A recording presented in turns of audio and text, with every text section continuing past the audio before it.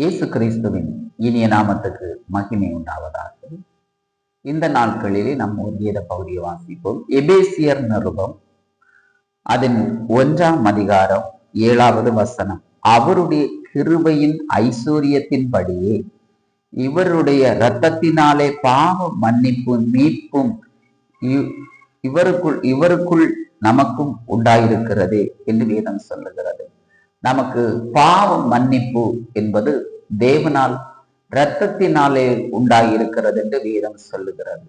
நாம் பாவம் செய்தோமானால் நமக்கு மீட்புங்கிறது நம்மிடத்தில் தேவன் இயேசுவின் இரத்தத்தினாலே நமக்கு வைத்திருக்கிறார்.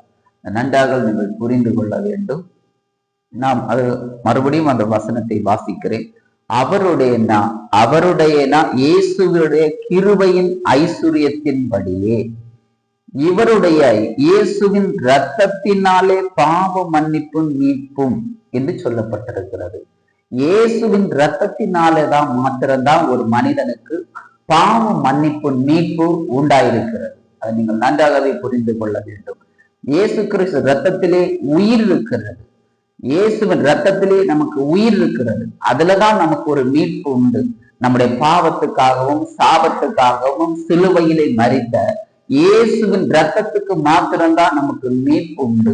அதை நீங்க நன்றாகவே புரிந்து கொள்ள வேண்டும். சில வியாதிகள், சில போராட்டங்கள், குடும்பத்துல இருக்கிற பிரச்சனைக்கு எல்லாம் காரணமே சில பாவங்களும் சில சாபங்களும் வழியாக தான் இருக்கிறது. அதிலே நமக்கு தேவன் ஆண்டவராக இயேசு கிறிஸ்து தன் இரத்தத்தினாலே மீட்கப்படும்படிக்கு மனுஷனை தன்னுடைய இரத்தத்திலே உயிர் இருக்கிற அறிந்திருந்தபடியால் இயேசு அந்த இரத்தத்தை நமக்காகவே முழுவதுமாய் சிந்தி அவர் என்ன செய்தாராம்? தன்னையே ஒப்பு கொடுத்தபடினால் அந்த பாவ மன்னிப்புங்கிற மீட்பை நமக்கு கொடுத்திருக்கிறார். அதை நன்றாக நீங்கள் புரிந்து கொள்ள வேண்டும். மனிதனுக்காக மாத்திரம் நாம் இயேசு கிறிஸ்து பூமியிலே வந்தாரே தவிர வேற ஒரு மிருக ஜீவன்களுக்கோ இல்ல பறவைகளுக்கோ ஒன்றுமே கிடையாது. மனிதனுக்காக மாத்திரம், இந்த பிரபஞ்சத்துக்குரிய அந்தகார லோகாதிபதிகளுக்காகவோ ஒன்றுமே வரவில்லை.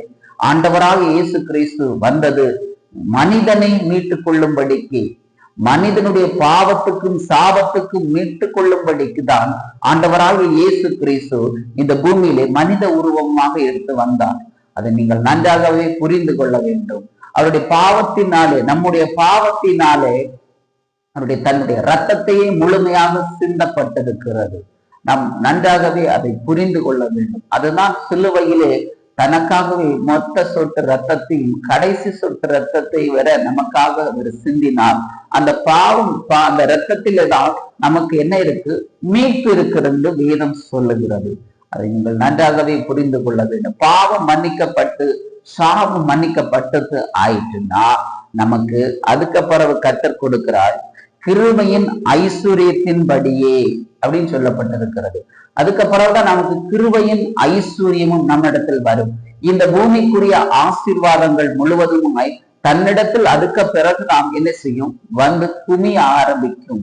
நாம் இந்த வருஷங்கள் காலங்கள் நீடிக்க நாட்கள் ஆக ஆக நம்முடைய பாவங்கள் மன்னிக்கப்பட்டது. ஆனால் புல் ஐஸ்வர்யம் தேவன் நமக்கு கொடுக்கிறார். இந்த பூமியிலே நம்ம எந்த இடத்துலயும் நடமாடினாலும் எப்பேற்பட்ட கொள்ள நோய்களும் எப்பேற்பட்ட இது இருந்தாலும் நம்மிடத்தில் அணுகாதபடிக்கு ஆண்டவராக இயேசு கிறிஸ்து கிருபை நம்மிடத்தில் என்ன செய்யும்? இருக்கும். அதுதான் வேதம் சொல்லுகிறது.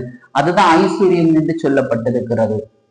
நாம் சில இடங்களிலே நம் இடத்திலே போனால் சில இடங்களை சொல்லுவாங்க, இந்த இடத்துக்கு நான் போனேன், அதனால நான் வீட்டுல வந்து பலவீனத்துல படுத்து கிடக்கிறேன் அப்படின்னு சொல்லுவாங்க.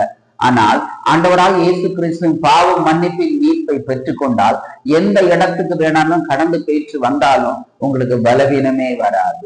அதுதான் இயேசுடைய இரத்தத்தினால மீட்கப்பட வேண்டும். அதுதான் கிருபையின் ஐஸ்வர்யம் என்று சொல்லப்பட்டிருக்கிறது. அது நீங்கள் நன்றாகவே புரிந்து கொள்ளுங்கள். எந்த இடத்துக்கு போனாலும் சரி, எந்த பகுதிக்குள் நீங்கள் கடந்து போனாலும் சரி, ஒரு துஷ்ட கிரியைகளும் உங்களை அணுகாதபடிக்கு ஆண்டவராக இயேசு கிறிஸ்து அவருடைய கிருபையும் ஐஸ்வர்யம் உங்களை பாதுகாக்கும் என்று வேதம் சொல்லுகிறது. அதை புரிந்து கொள்ளுங்கள். கர்த்தர் உங்களை வார்த்தை முறையாக கர்த்தர் உங்களை ஆசீர்வதிப்பாராக. ஆமென்.